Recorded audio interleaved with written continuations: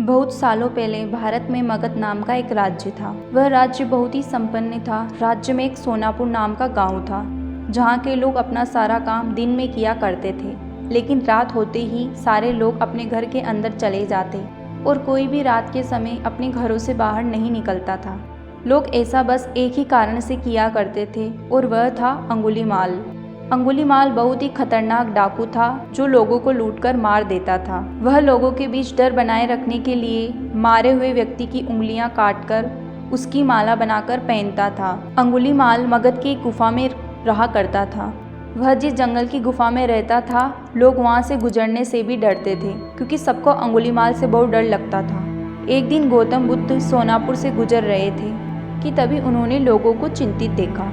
लोगों को इस तरह से परेशान देखकर गौतम बुद्ध ने उनसे पूछा, क्या बात है, आप सब इतने डरे हुए क्यों हैं? ऐसे में लोगों ने महात्मा बुद्ध के सवालों का जवाब दिया। यहाँ एक डाकू अंगुलीमाल का बहुत बुरा प्रकोप है।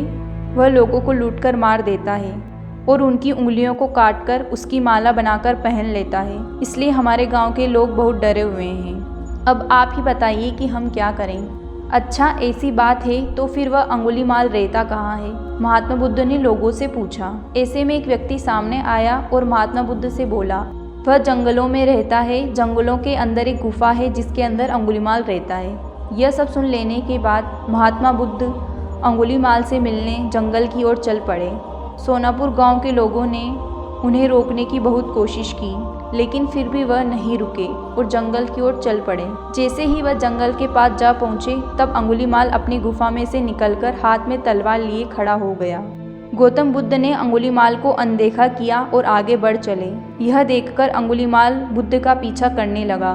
पीछा करते करते अंगुलीमाल जोर से चिल्लाकर बोला, ए सन्यासी, रुक जा।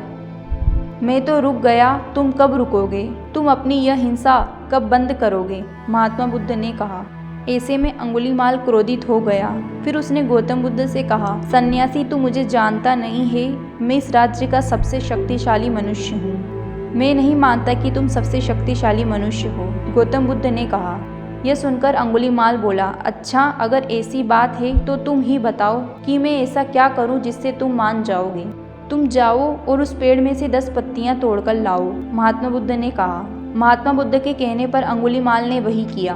वह पेड़ के पास गया और उसमें से 10 पत्तियां तोड़ ली। फिर बुद्ध ने कहा, जाओ अब इन पत्तियों को वापस से उस पेड़ में जोड़ दो। यह सुनकर अंगुलीमाल अचंभित हो गया और उसने महात्मा बुद्ध से कहा, यह कैसा बेहुदा मजाक है?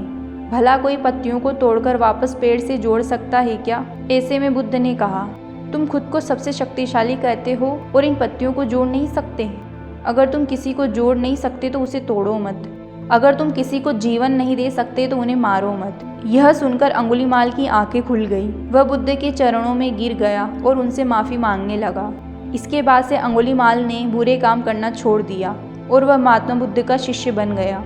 इस कहानी से हमें यह सीख मिलती है कि इंसान चाहे कितना भी बुरा क्यों ना हो, वह बदल सकता है।